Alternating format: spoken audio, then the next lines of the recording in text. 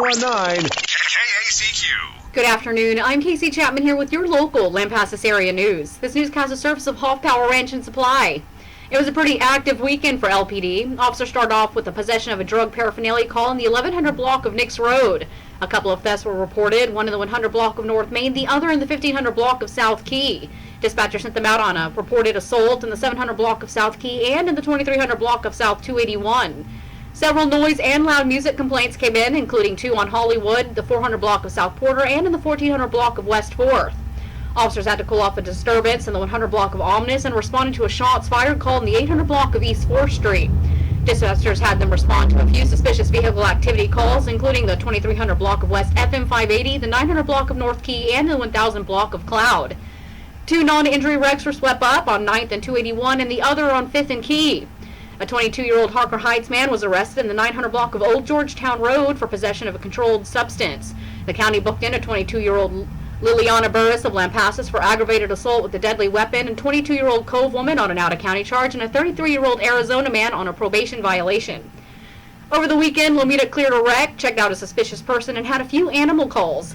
Kempner worked a civil matter, went out on a call of threats, a few animal complaints, a shots fired call, and responded to an alarm. County deputies settled a disturbance, had a few civil matters, several animal complaints, including an animal bite, and were sent out to Cove on a reported fraud and a structure fire. The burn ban remains in effect for Lampasas County. Stick around, more Lampasas local area news is just moments away. Ran into an old friend the other day, lives in a town about 40 miles from here. Hadn't seen him in a long time, glad to renew the acquaintance. After talking old times for a while, I asked him why he was in town. Said he came here every so often, mostly to go to Hoff Power's Ranch and Supply to pick up feed or renew his feed contract. Really, I says, do they treat you right? Oh yeah, he says, I check around on prices here and there, and they're right on down there on cattle feed, especially if you contracted. Store inside's pretty good too, he says. Get your blue jeans or a pair of boots if you need them. Better selection of clothes and ranch stuff too than you can find around here anywhere. Pretty good recommendation, I thought. Hoff Power's Ranch and Supply in Lampasas. It's a 3-day weekend for many. City, county, and state offices, along with the collection center, the library, and school campuses are closed today in honor of Martin Luther King Jr. Your trash pickup will not be affected. If you're feeling lucky, tomorrow's Mega Million jackpot is up to $850 million. Family members of a black man fatally shot by a KILLEEN police officer who was responding to a mental health call are calling for officers to be arrested and charged for the shooting. Police say 52-year-old Patrick Lynn Warren was shot and killed by Officer Reynaldo Contreras, and that Contreras is on paid leave pending an investigation. Bell County District Attorney Henry Garza told the KILLEEN Daily Herald that he's awaiting the results of an investigation by Texas Rangers. And Police Chief Charles Kimball says more information is forthcoming. Warren family attorney Lee Merritt says that Warren was having a mental health crisis and that Garza's actions are not sufficient. John Mark Dempsey, TSN News.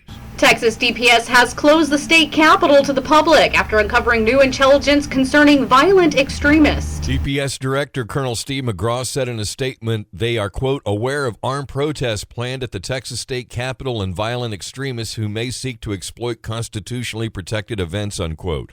McGraw said additional DPS personnel and resources have been deployed and that they are working closely with the FBI and the Austin Police Department to monitor events and enforce the rule of law.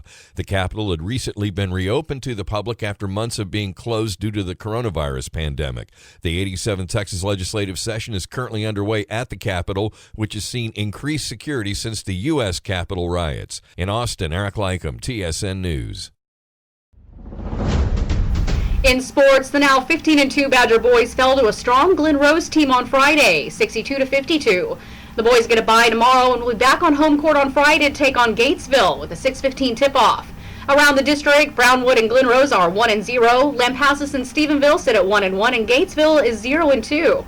Lady Badger varsity continues to struggle in district play, losing to Glen Rose 22-52, putting them at the bottom in district play.